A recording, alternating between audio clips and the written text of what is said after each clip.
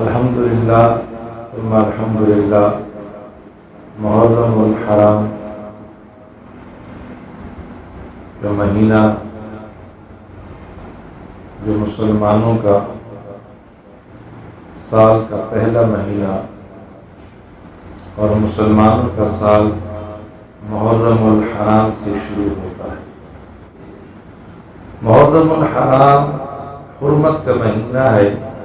4 مہینے حرمت کے ہیں، ان میں سے ایک محرم الحرام۔ آقا نامدار نبی تاجدار علیہ تحیۃ والسلام سے قبل محرم الحرام کو عزت کی نگاہ سے دیکھا جاتا تھا اور تعظیم کیا کرتے تھے، اور محرم الحرام میں جنگ و جدال قتال بند کر دیتے تھے، اپنی تلواروں کو میان میں رکھ لیتے تھے کہ یہ محرم کا مہینہ ہے۔ یعنی دور جاہلیت کے اندر بھی محرم الحرام جو ہے وہ مکرم تھا، معظم تھا، معتبر تھا، عظیم تھا اور ادب کی نگاہ سے دیکھا جاتا تھا۔ آقا نامدار نبی تاجدار علیہ تحیۃ والسلام نے ایک یہودی عالم سے پوچھا کہ تم 10 محرم الحرام کو روزہ کیوں رکھتے ہو؟ اس نے عرض کی کہ اس دن ہم اس لیے روزہ رکھتے ہیں کہ موسیٰ علیہ السلام کو فتح ہوئی اور کامیابی ہوئی، اس کامیابی پر ہم خوشی مناتے ہیں اور تشکر کے طور پر روزہ رکھتے ہیں 10 محرم الحرام۔ آقا نامدار نبی تاجدار علیہ تحیۃ والسلام نے فرمایا کہ پھر میرا حق تو زیادہ ہے، اس لیے کہ وہ میرے بھائی ہیں موسیٰ علیہ السلام، لہٰذا اب ہم بھی روزہ رکھیں گے، لیکن ایسا نہیں 9 محرم کا روزہ اور 10 محرم کا روزہ، اور اگر کسی نے 9 کا نہیں رکھا تو 10 اور 11 رکھ لے۔ اس انداز سے ہم رکھیں تاکہ ان کی مشابہت نہ ہو۔ جب تک رمضان المبارک کے روزے فرض نہ تھے تو یہ محرم الحرام کا روزہ فرض کے درجے میں تھا۔ جب رمضان المبارک کا روزہ فرض ہوا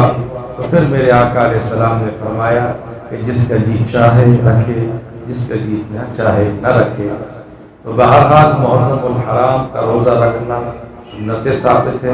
مستحب عمل ہے، نیک عمل ہے، اور ہمیں چاہیے کہ محرم الحرام کا روزہ رکھیں، عبادات کریں، درود پاک پڑھیں، قرآن پاک کی تلاوت کریں، اس میں برکت ہی برکت ہے، اور سال کا پہلا مہینہ آغاز ہے، لہذا ہم دعائیں مانگے کہ اے رب کریم یہ آغاز جو ہے یہ بہتر فرما، اور درمیان بھی بہتر فرما، اور آخر بھی بہتر فرما۔ تو اس انداز سے ہم محرم الحرام میں عبادات کو زور دیں، نوافل کو زور دیں،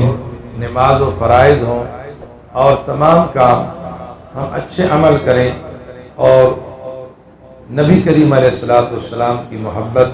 اور نبی کریم علیہ السلام کی آل کی محبت اپنے دل پہ رکھ کر اور دل کے اندر رکھ کر پھر اللہ تبارک و تعالی کی عبادت کریں، یقیناً وہ عبادت قبول ہوگی۔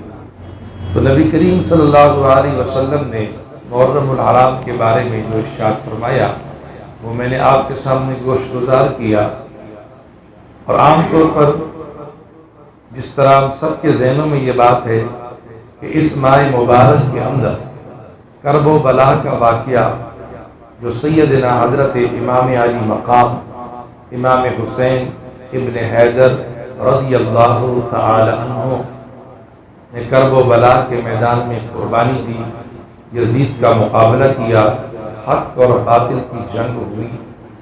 تو یہ بھی ایک عظیم معرکہ ہے۔ اور اس سے پہلے بھی محرم الحرام میں بڑے اہم کام ہوئے، اور یہ سب سے عظیم کام جو کرب و بلا کے میدان میں امام علی مقام رضی اللہ تعالی عنہ نے قربانی دی، اور آج وہ قربانی ہمارے سامنے ہے۔ جو آج دین زندہ ہے اور قرآن کی تلاوت ہے، اذان ہو رہی ہے،